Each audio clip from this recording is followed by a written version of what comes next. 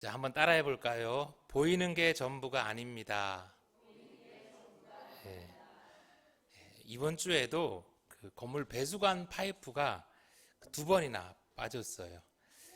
다행히 그 교회를 지나가는 그 부분은 빠지지 않고 지하 1층 배수관 파이프가 빠졌습니다. 엘리베이터 오른쪽이 한번 빠지고요.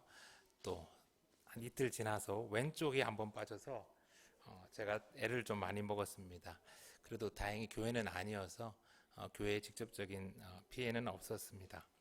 보통은요, 이 건물 밖으로 그 빗물을 이렇게 보내는 배수관을 설치하는데 이 건물은 안으로 설치를 했어요. 실내로 이렇게 지나가게 했는데 왜 그런가 이렇게 물어봤더니 처음에 이 건물을 이렇게 지을 때 건물 바깥에 있으면 보기 싫다고 깔끔하게 보이도록 하려고 그랬다고 하는 거예요.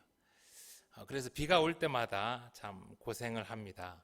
이 보이는 게 참 전부가 아닌데 말이지요. 아브라함과 조카 롯이 가족과 가축이 많이 늘어남에 따라서 함께 지내는 게 참 불편해졌어요. 누군가는 이사를 가야 할 상황이 되었고 아브라함이 이 조카 롯에게 먼저 땅을 고를 수 있도록 그렇게 배려를 합니다. 그러자 롯이 온 땅에 물이 넉넉한 요단 지역을 바라보았어요. 그곳은 마치 여호와의 동산 같았고 에덴 동산 같았어요. 그리고 당시 최고로 풍요롭고 문명이 발달한 애굽 땅과 같아 보였기에 롯은 눈에 좋아 보이는 그 요단 지역을 선택합니다. 그리고 롯은 아브라함이 가나안 땅에 거주할 동안 점점 더 그의 장막을 옮겨서 마침내 소돔에까지 이르게 돼요. 소돔 사람이 되어버린 거죠. 그렇게 눈에 보이는 대로 따라 살다가 급기야 소돔 사람이 된 롯의 그 인생은 어떻게 되었을까요? 창세기 19장 24절의 말씀을 들어볼게요.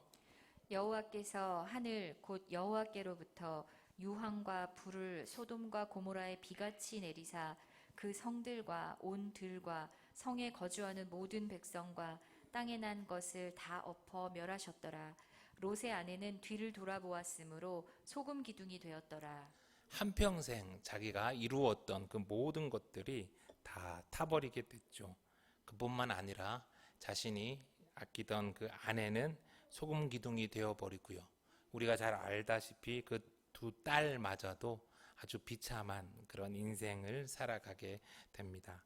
성경은 우리에게 눈에 보이는 대로 따라 살면 어떻게 되는지 경고를 하고 있습니다. 사랑하는 성도 여러분, 그러면 우리는 무엇을 따라서 어떻게 살아야 할까요? 오늘 1절의 말씀을 다시 한번 볼게요. 그 후에 바울이 아덴을 떠나 고린도에 이르러 바울이요 아덴을 떠나서 고린도에 이르게 됩니다. 오늘은 좀 지도를 좀 많이 볼 거예요. 우리 먼저 지난주까지 보았던 지금 우리 사도 바울이 2차 전도 여행을 하고 있잖아요. 2차 전도 여행의 지도를 좀 볼게요. 데살로니가에서 복음을 전하다가 핍박을 받았어요. 우리가 다 읽지는 않았지만 10장, 17장, 18장에 이게 이어지는데요. 이제 데살로니가로부터 그 밑에 있는 베레아로 피신을 갑니다. 그리고 바울은 다시 이제 오늘 우리가 보는 이 아덴으로 향한 거예요. 여러분, 아덴이라고 하니까 많이 어색한데 오늘날 그리스의 수도인 아테나입니다. 아테나. 다음 현재의 아덴 사진을 한번 볼게요. 멋있어 보이시죠? 네. 이 아덴은요, 지중해에서 한 48km 떨어진 아크로폴리스 이 바위 언덕 위에 세워진 요새화된 성체입니다. 이 고대에는요, 한 2만 5천 명 정도의 사람들이 모여 살았다고 해요. 아덴은 당시 헬라의 철학과 예술, 과학의 중심지였고 또 민주주의의 발상지로서 아주 유명한 대학 도시, 교육 도시, 철학 도시였죠. 그런데 이 아덴은요, 이 지정학적인 이유로 많은 외침을 받습니다.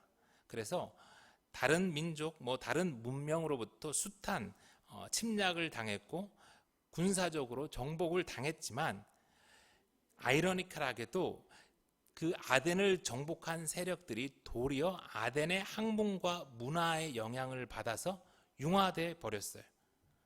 그런 정말 대단한 문화의 중심지, 철학의 중심지, 그런 아덴에 오늘 바울이 복음을 들고 복음을 전하기 위해서 간 거예요.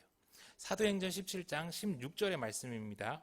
바울이 아덴에서 그들을 기다리다가 그 성에 우상이 가득한 것을 보고 마음에 격분하여 회당에서는 유대인과 경건한 사람들과 또 장터에서는 날마다 만나는 사람들과 변론하니. 이 세련된 도시 아덴에 도착한 바울은요, 예루살렘 성전을 보고 눈이 휘둥그레졌던 그 제자들처럼 그러지 않았어요. 보이는 겉모습에 흔들리지 않고 도리어 바울은 우상이 가득한 이 아덴의 모습에 격분합니다. 그 속에서 거룩한 분노가 차오른 거죠. 학문과 문화, 철학과 교육, 얼마나 멋진 말들입니까? 그러나 그 말 속에, 그 겉모습 속에 온갖 우상들이 가득해 있었어요. 지금도 그렇지 않아요? 겉으로는 아름답게 포장되어 있지만 하나님을 대적하는 그런 말들과 세력들이 얼마나 우리 주변에 많은지 모릅니다. 바울은요, 거룩한 분노로 회당에 나가서는 유대인과 경건한 사람들에게, 그리고 길가 장터에서는 만나는 사람들에게 날마다 복음을 전합니다. 그런데 이 능력의 종, 말씀의 종 바울이 거룩한 분노로 열심히 복음을 전했는데 그 결과 어떻게 되었을까요? 17장 23절에 보니까요. 그들이 죽은 자의 부활을 듣고 어떤 사람은 조롱도 하고 어떤 사람은 이 일에 대하여 내 말을 다시 듣겠다 하니 이에 바울이 그들 가운데서 떠나매.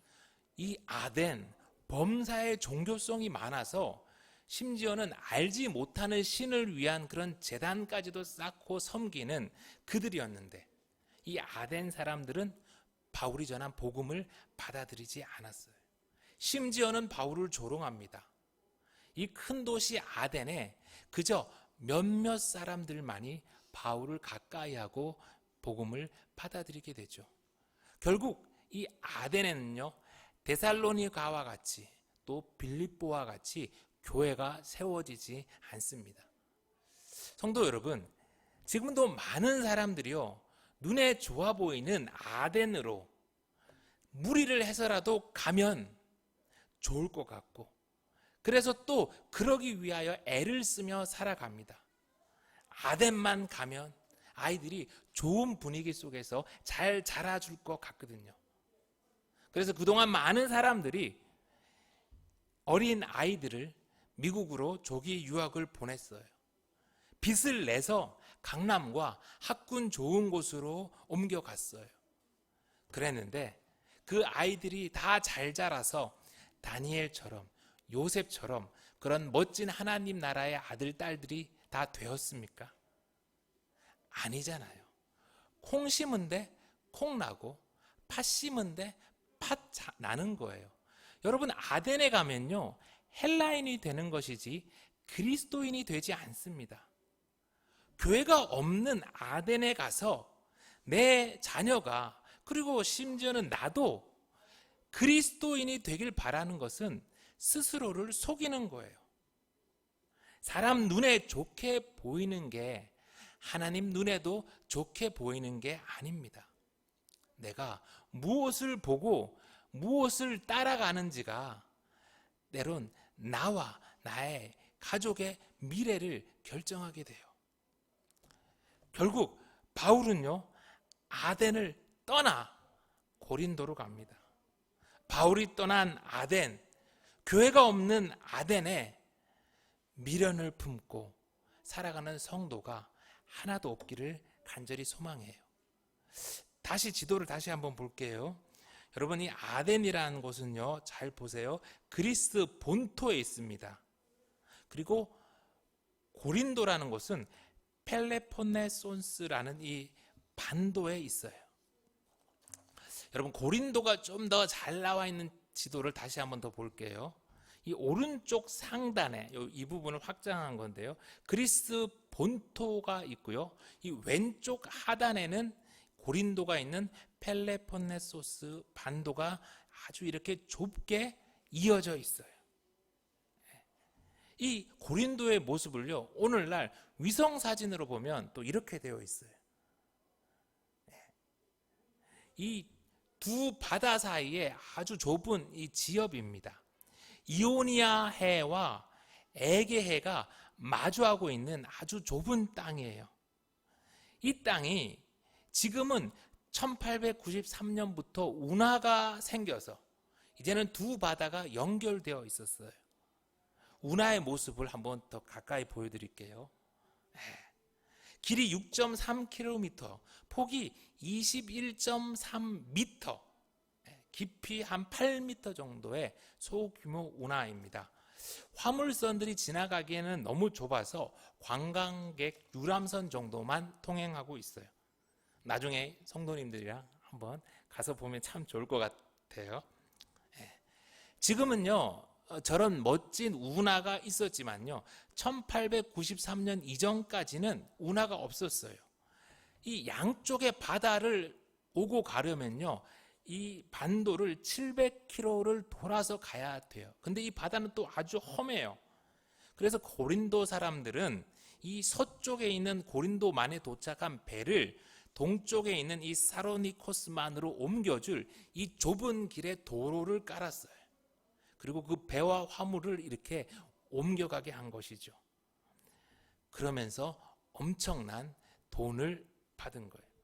무역하는 상인들, 배를 옮기는 노동자들, 수많은 사람들이 이 고린도 주변에 모여들었고, 고린도에서 며칠씩 묵으면서 또 짐을 풀어서 또 거기서 장사를 하는 그런 큰 시장까지도 생겨나게 되었어요.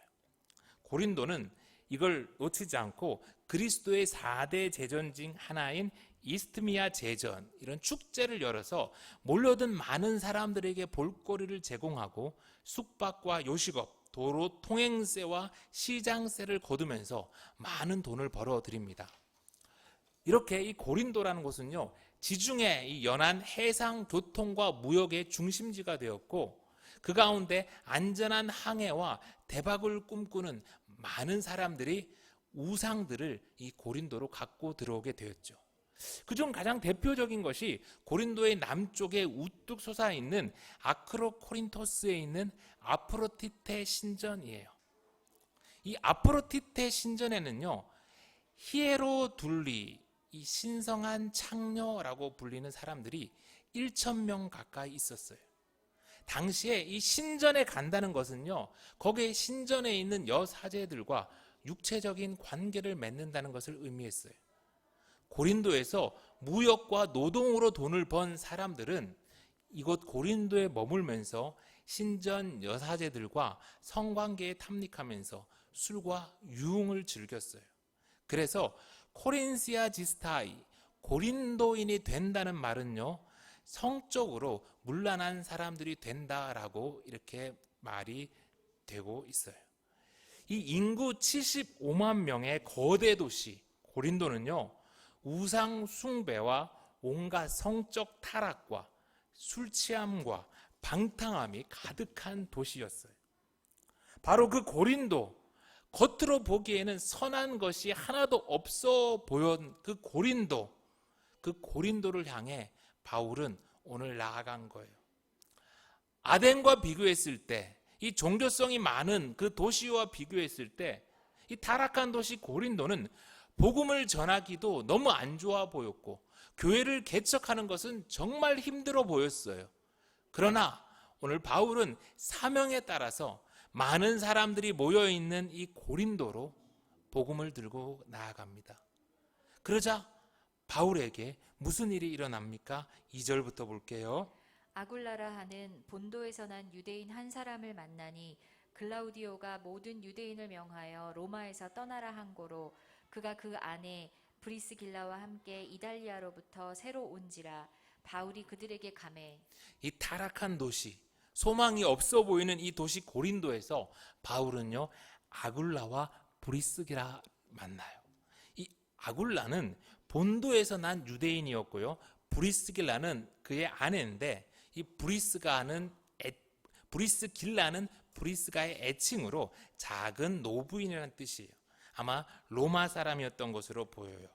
이 브리스길라 아굴라 부부는요, 원래 로마에 살고 있었어요.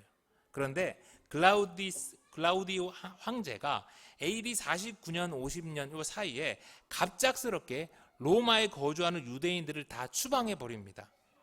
당시 로마에는 약 2만 명 정도의 유대인이 살고 있었는데 하루아침에 유대인이란 그 이유만으로 삶의 터전을 다 잃어버리고 쫓겨나게 된 것이죠. 그때 이 브리스길라 아굴라 부부도 추방되어서 고린도로 온 거예요. 그리고 어쩔 수 없이 그들은 천막 만드는 일을 하면서 살게 된 거죠. 여러분, 그럼에도 놀라운 건요, 하루아침에 추방되어서 낯선 땅 고린도에 와서 천막 만드는 일을 한 이 브리스길라와 아굴라 부부, 그들의 이름이 사도행전에만 3번, 바울 서신에도 3번, 모두 성경에 6번이나 언급되고 있다는 거예요. 이들은 고린도에서 바울을 만나서 도왔고요. 이후에 에베소로 건너가서 또 지속적으로 바울을 돕습니다.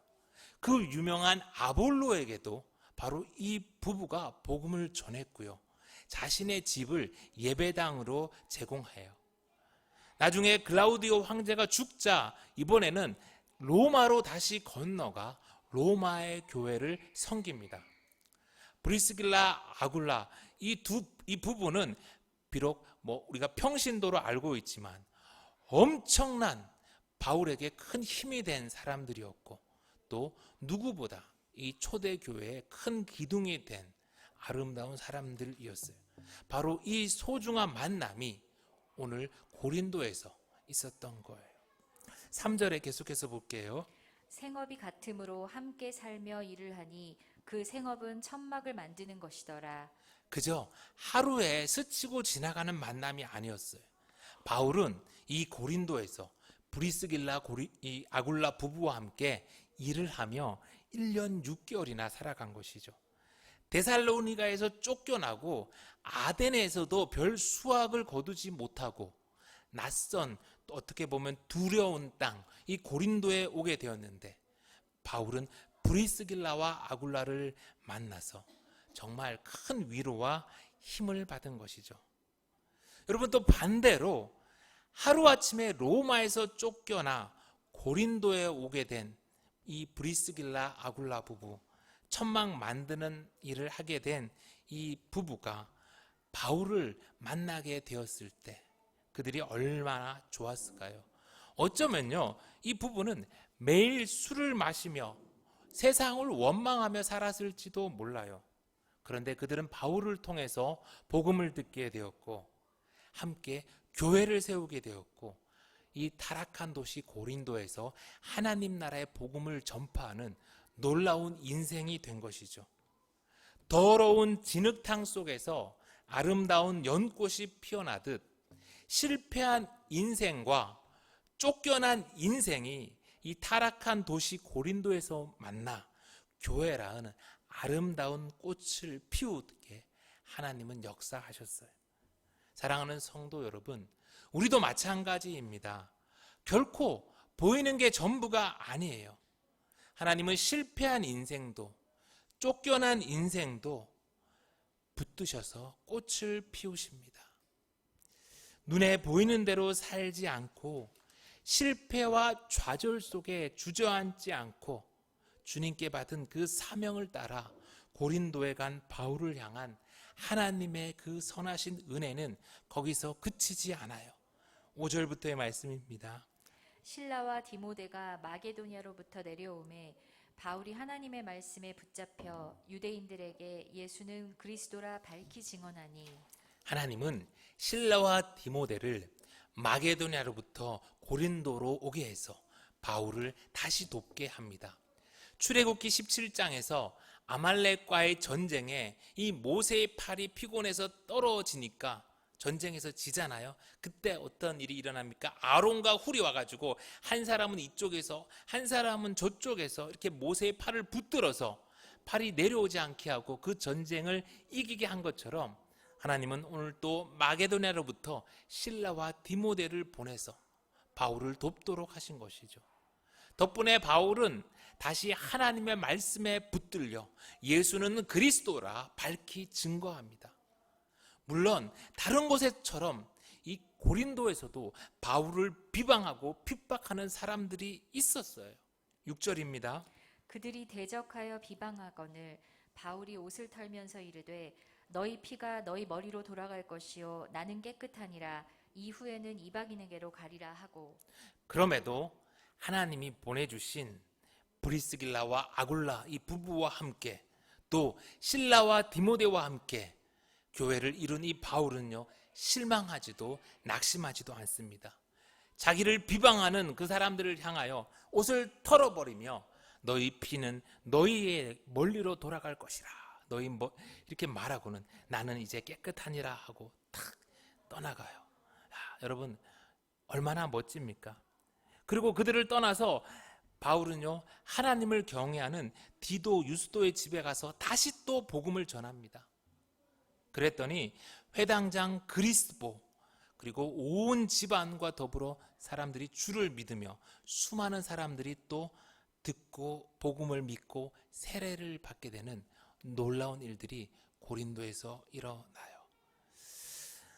타락한 도시, 소망이 없어 보이는 도시 고린도에서 바울은 넘치는 은혜를 경험한 거죠. 핍박과 고난이 이어졌지만 그럼에도 사명을 따라 전진한 바울에게 하나님의 은혜는 거기서 그치질 않습니다. 9절부터 계속해서 봅니다. 밤에 주께서 환상 가운데 바울에게 말씀하시되 두려워하지 말며 침묵하지 말고 말하라. 내가 너와 함께 있음에 어떤 사람도 너를 대적하여 해롭게 할 자가 없을 것이니 이는 이 성중에 내 백성이 많음이라 하시더라. 외로운 영적 싸움을 계속한 바울에게 그 밤 예수님이 다시 나타나셔서 말씀한 거예요. 바울아, 두려워하지 마. 침묵하지도 마. 내가 너와 함께 있으며 누구도 너를 대적하지 못할 거야. 사랑하는 내 종 바울아, 아직 이 타락한 성 고린도에는 내 백성이 많구나. 나를 위해 힘을 내어다오. 몸도 마음도 지쳐있던 바울에게 예수님의 말씀은 얼마나 큰 위로와 힘이 되었을까요? 사랑하는 성도 여러분, 하나님은 눈에 보이는 대로 살지 않고 사명을 따라 전진하는 바울을 결코 홀로 두지 않으셨어요. 보이는 게 전부가 아닙니다. 하나님의 사람은 보이는 것 따라 사는 게 아니라 하나님의 말씀을 따라 사명을 따라 살아야 합니다. 그러면 주님이 우리에게도 브리스길라와 아굴라 같은 멋진 사람들을 만나게 하실 거예요.